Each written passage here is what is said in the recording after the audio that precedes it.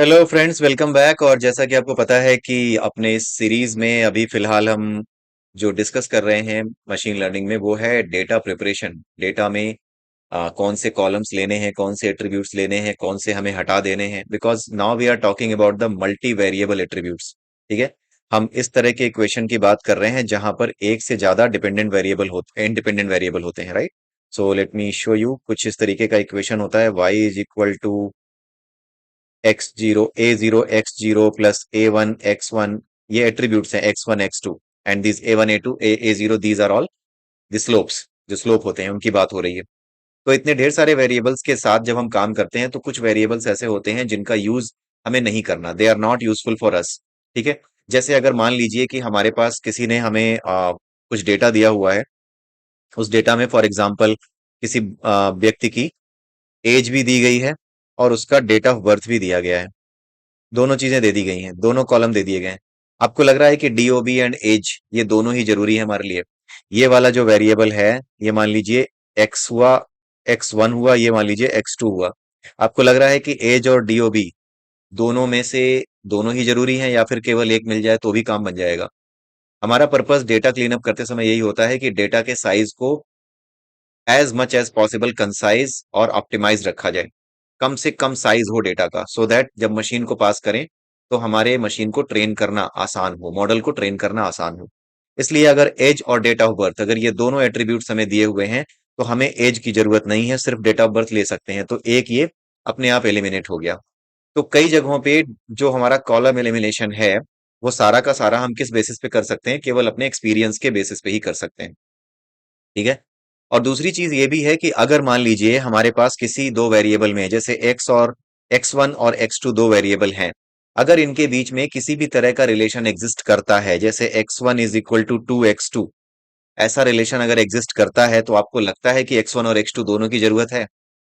कहीं पर भी किसी भी तरह का देयर इज लाइक x1, अगर आप ऐसे देख सकते हैं कि is the function of fx2। जैसे यहाँ पर डेट ऑफ बर्थ है, आप डेट ऑफ बर्थ को अगर आपको पता हो तो एज आपको मिल जाएगी, देयर इज अ फॉर्मूला। यानी जो हमारा डेट ऑफ बर्थ है वो एज, हमारी जो एज है वो डेट ऑफ बर्थ का फंक्शन है। डेट ऑफ बर्थ एक वेरिएबल है, उसकी कुछ वैल्यू है, उसका फंक्शन है हमारा एज। फंक्शंस के बारे में आपने पढ़ा होगा, हाई स्कूल में ही पढ़ा होगा। सो अगर दो वेरिएबल्स ऐसे मिल जाते हैं जहां पे एक variable is the function of the other variable, then in that case what we say, कि दोनों वेरिएबल्स की जरूरत नहीं है। आपने अपने ग्रेजुएशन में या फिर अगर आपने इंजीनियरिंग के समय में ये चीज पढ़ी होगी जिसको कहते हैं matrix rank, rank of matrix. Rank of matrix जो आप निकालते थे उसमें क्या करते थे? आपको याद होगा, आप जो है उसमें से वैल्यूज को, जो मैट्रिक्स के अलग अलग कॉलम की वैल्यूज हैं, एक पर्टिकुलर रो एंड कॉलम पे जो वैल्यू है उसको हटा रहे होते हैं। क्यों हटा रहे होते हैं? उससे क्या पता लगता है? जो आप एलिमिनेट करते हैं मैट्रिक्स से वैल्यू रैंक निकालने के लिए, वो क्या कर रहे होते हैं? किस बेसिस पे हट रही होती हैं वो वैल्यू इस बेसिस पे हट रही होती है कि दो वेरिएबल्स में कोई रिलेशन है। अगर रिलेशन नहीं है तो वो नहीं हटती। तो इसका मतलब है कि जब आप रैंक ऑफ अ मैट्रिक्स निकालते हो, तो उसमें उतने ही वेरिएबल शेष बच जाते हैं, उतने ही वेरिएबल बाकी बचते हैं जो कि इंडिपेंडेंट वाकई में है। आपस में एक दूसरे पे कोई भी डिपेंडेंट नहीं है। और यही क्या है? Optimise set of data. अगर आप डिपेंडेंट वेरिएबल पास करते जाओगे, अगर दो वेरिएबल्स में अपने आप में एक संबंध है, x1 और x2 दो हैं, x1 की वैल्यू 1 होती है तो ये 2 होता है, 2 होती है तो 4 होता है। If there is a relation between x1 and x2, तो दोनों को रखने की क्या जरूरत है? मुझे x1 पता है तो x2 को हमारे अपने पास रखने की जरूरत नहीं है। x2 अगर मेरे लिए सिग्निफिकेंस है तो वो मैं अपने आप निकाल लूंगा, बट मुझे मॉडल को पास नहीं करना है। जब मॉडल प्रिपेयर करूं तो वहां पे इसकी जरूरत नहीं है। तो मैट्रिक्स की जब आप रैंक निकालते हैं तो वहां पर इसी तरीके से आप जो है नंबर ऑफ इंडिपेंडेंट वेरिएबल्स का पता करते हैं। So basically rank of a matrix is nothing but a way to find out the number of independent variables, और वही हमारे काम के होते हैं। ठीक है। अब आज जो हम पढ़ने जा रहे हैं वो है एलिमिनेशन ऑफ वेरिएबल्स। किस तरीके से वेरिएबल्स को हम एलिमिनेट करेंगे सो दैट अपने मॉडल में से हम उन वेरिएबल्स को, कौन से वेरिएबल्स को, जो इंडिपेंडेंट वेरिएबल्स हैं उनको हटा सकें। उनको हटा सकें जिनका सिग्निफिकेंस नहीं है। जैसे यहां पर हमने एक एग्जांपल लिया कि अगर एज और डेट ऑफ बर्थ दो वेरिएबल हों, तो डेट ऑफ बर्थ अगर हमारे पास है तो एज का कोई सिग्निफिकेंस नहीं है। तो जो सिग्निफिकेंस वेरिएबल्स नहीं है उनके एलिमिनेशन को हमने जो है हटाने का एक वो देखा है, मेथड जो है देखना है। ठीक है। पिछले वीडियो में हमने सीखा था पी वैल्यू के बारे में। तो पी वैल्यू के बेसिस पे ही ये सारे मेथड्स जो है हम डिस्कस करेंगे। इनमें से किसी भी मेथड से रिलेटेड प्रोग्राम आपको नहीं बनाना है, बिकॉज जो भी चीजें हैं हमारे पास पाइथन लाइब्रेरी में, वो सारी की सारी लाइब्रेरीज अपने आप इन चीजों को कर लेती हैं, उनके पास वो सारे फंक्शंस मौजूद हैं, आपको सिर्फ ये पता होना चाहिए कि this is how we do, this is what our approach is. क्योंकि आपको जब आप मॉडल प्रिपेयर करेंगे, आप फंक्शंस का यूज करेंगे, तो वहां पर आपको पाइथन की लाइब्रेरी अगर आप यूज कर रहे होंगे, उस फंक्शन का यूज कर रहे होंगे पाइथन का, तो वहां पर आपको बताना पड़ेगा ना कि what method for eliminating the variable you want to use, right? जैसे अगर आपको पी वैल्यू के बारे में अगर इस तरीके से पता है, then you really know the significance कि वहां पर जो चैट जीपीटी में पी वैल्यू आती है, उसको जो आप सेट करते हो, 1 से नीचे सेट करते हो, जो भी करते हो, उससे आपको बेटर रिजल्ट्स क्यों मिलते हैं? आपको उससे बेटर चाहिए या ज्यादा रैंडम रिजल्ट चाहिए, तो आपको क्या करना होगा, उसकी वैल्यू को कितना आगे रखना होगा, ये पी वैल्यू के बारे में जानकारी होते ही आपको पता चल जाता है। अदरवाइज कहीं से आप पढ़ लेंगे तो आपको इतना गहरा इंसाइट नहीं मिलेगा, डीप इंसाइट नहीं मिलेगा। But if you know the real meaning of statistics, real meaning of the fair coin, the fair universe, unfair universe, इनके बारे में समझने के बाद जब आप जान जाते हैं इन चीजों को, then you are able to set it correctly. आप उस वैल्यू को सही से सेट कर सकते हैं। ठीक है? तो अब हम जो यहां पर देख रहे थे, एक तो आपने ये देखा वेरिएबल्स को हटाने का तरीका, किससे? मैट्रिक्स का मेथड का यूज करके, रैंक ऑफ द मैट्रिक्स निकाल करके। अगर कोई दो वेरिएबल्स में आप अपने आप में दिखाई दे रहा है कोई रिलेशन, तो आप एक वेरिएबल को हटा देंगे।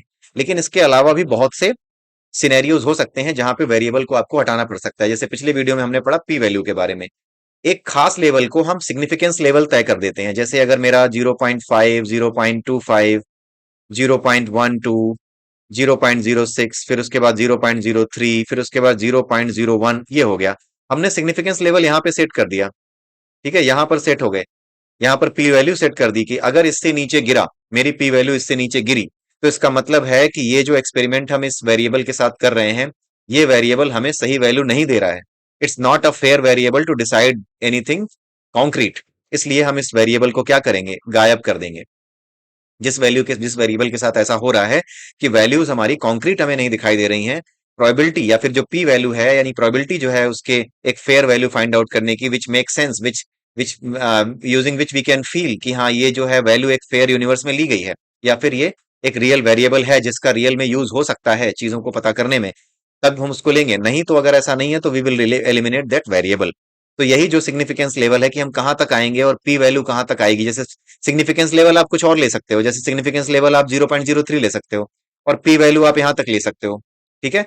और पी वैल्यू और सिग्निफिकेंस लेवल की वैल्यू को कंपेयर करके आप ये डिसाइड कर सकते हो कि आपको क्या करना है।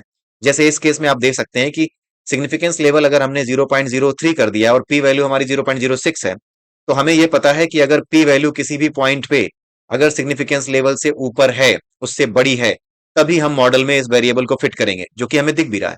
ठीक है? तो ये जो चीज होती है, यही हमें हेल्प करती है कुछ वेरिएबल्स को अलग करने में, हटाने में। तो इसका भी इस्तेमाल होता है डेटा क्लीन अप में। अभी जो हमने देखा था एग्जांपल कि दो वेरिएबल एक दूसरे पे डिपेंड कर रहे हैं, तो उनको एलिमिनेट कर देंगे वन ऑफ देम, वो तो बड़ा सिंपल सा एग्जांपल है। ये है मस्त खेल, ये है मजेदार खेल। ठीक है? यहां पर आपको समझ में आता है कि मैथमेटिक्स प्रोबेबिलिटी का क्या यूज है इन डेटा प्रिपरेशन।